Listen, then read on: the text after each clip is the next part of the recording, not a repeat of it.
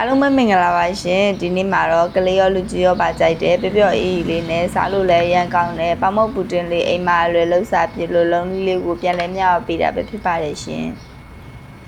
ဒီလေးရဆိုရင်ဖြင့်လောရတာလည်းလွယ်ကူရွေးရှင်ပြီးရန်ကုန်မှာစားလို့ကောင်းလို့လှုပ်စားကြည့်ကြပါအောင်ရှင်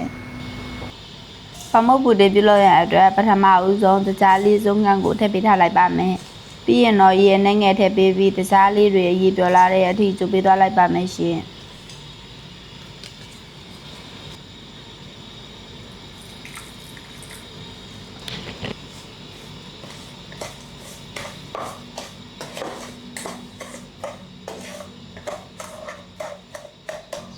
ကျိုးတဲ့နေရာမှာလည်းအဆက်မပြတ်မွေးသားပေးဖို့လိုပါတယ်ရှင်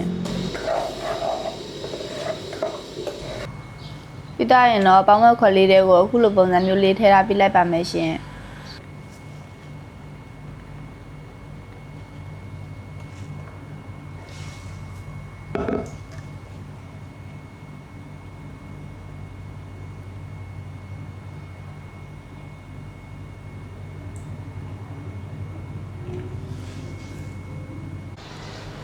ပြီးရင်တော့ကျိတ်မက်ဆက်တဲ့ကိုပေါင်မုတ်ဆယ်ချက်ခန့်ကိုအခုလိုပုံစံမျိုးလေးညှက်ထည့်ပေးထားလိုက်ပါမယ်ရှင်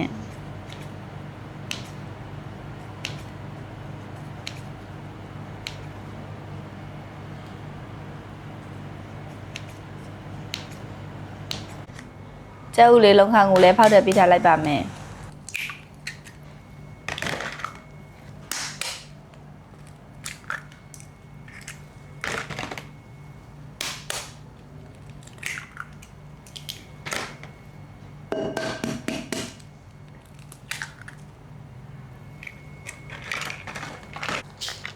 ပြီးရင်တော့တကြားထမင်းစားစုံ၄စုံခန့်နဲ့နိုးစီထမင်းစားစုံ၃စုံခန့်ကိုထည့်ပေးထားလိုက်ပါမယ်ဒီနေရာမှာအချိုကြရင်တော့တကြားနဲ့နိုးစီကိုထည့်နိုင်ပါတယ်ရှင်ဒီမျိုးလေးအားဆိုရင်ဖြင်းစားလို့လည်းရန်ကောင်းပြီးလောရတာလည်းလွယ်ကူရွှေရှင်လို့လှုပ်စားကြည့်ကြပါအောင်နော်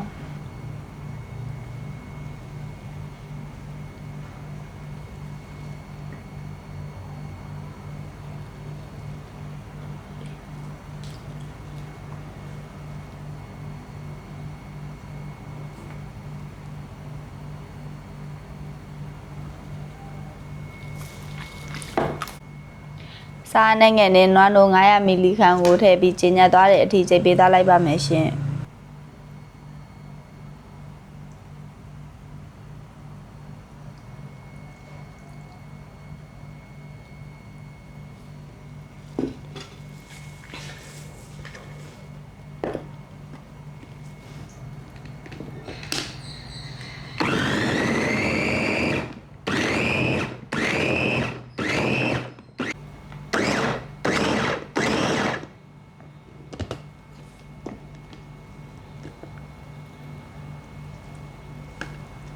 အခုလိုအနေထားမျိုးလေးရပြီဆိုရင်တော့မုတ်သားလေးတွေကြက်မသွားအောင်စကားလေးနဲ့စစ်ထုတ်ထားပေးလိုက်ပါမယ်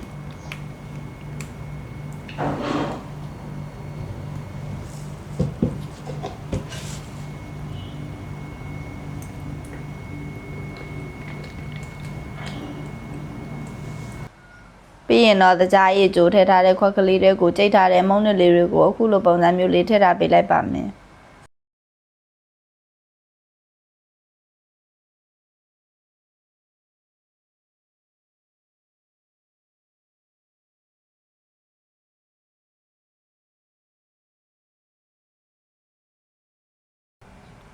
ပြီးရင်တော့အပေါ်ကနေခက်ဘက်လေးနဲ့အုပ်ထားပေးပြီးလေဝင်လေးထွက်ကောင်းအောင်တွားကြထိုးတာလေးနဲ့အခုလိုပုံစံမျိုးလေးအပေါက်ကလေးတွေဖောက်ထားပေးလိုက်ပါမယ်ရှင်